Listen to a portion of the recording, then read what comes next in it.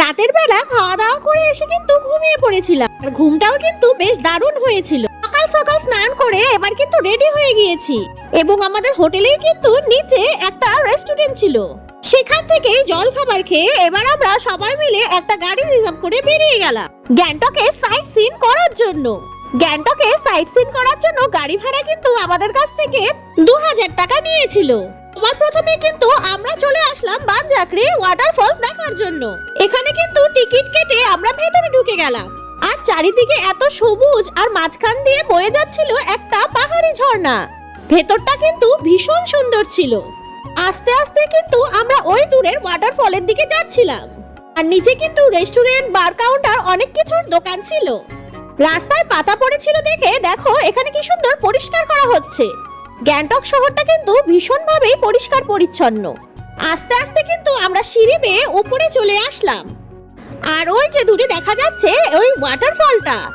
এখানে কিন্তু অনেক বইয়ের শুটিং হয়েছে। তোমরা কি বলতে পারবে এখানে কি কি বইয়ের শুটিং হয়েছে? এখানে দাঁড়িয়ে আমরা কিন্তু একটু ভিডিও শুট করে নিয়েছি। অনেক রকম অ্যাক্টিভিটিরও কিন্তু এখানে ব্যবস্থা ছিল। এত সুন্দর জায়গাতে এসে কিন্তু শরীরের সব ক্লান্তি এখন একদম শেষ হয়ে গেছে। ওয়াটারফলের সামনে যেতে কিন্তু গুড়িয়া বলল সে একটু জলে নামবে, তাই তাকে নিয়ে কিন্তু তার বাবা একটু জলে নেমে গেল। আমি কিন্তু নামিনি, এখানে সাইডে ঝর্ণার পাশে দাঁড়িয়েছিলাম, আর এত সুন্দর হাওয়া দিচ্ছিল যে ঝর্ণার জলগুলো একদম গায়ে এসে লাগছিল। এত সুন্দর ঠান্ডা বাতাস আর ঠান্ডা জল পেয়ে আমার যেন খুব খুশি লাগছিল। এবার কিন্তু আমরা আস্তে আস্তে নিচের দিকে নামছি, আর এই পার্কটা কিন্তু অনেক বড় ছিল। বড়রা যেমন আসলে খুব খুশি হবে, তেমন বাচ্চারাও কিন্তু ভীষণ আনন্দ করবে এখানে।